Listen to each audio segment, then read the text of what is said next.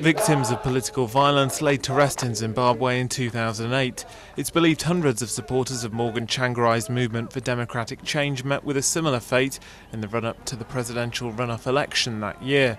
Suspected were supporters of President Robert Mugabe's ZANU-PF. Now, in an attempt to unify Zimbabwe, the power-sharing government has established a commission for national reconciliation. It'll hear testimony from victims and encourage perpetrators to come forward to try to put an end to the violence for good. We in the organ are bridge builders. To bridge these bridges, we must create an enabling environment in our society for people to start talking about the tensions that are inbuilt all of us. It makes the country move forward.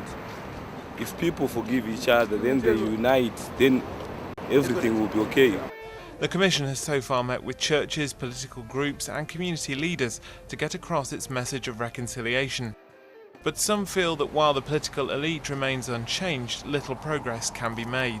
It's too political, in the sense that it is the same political leaders, some of whom encourage that violence. The reaction's been the same from some victims' families. THANDIWE saw her husband murdered by suspected militant supporters of President Mugabe 10 years ago.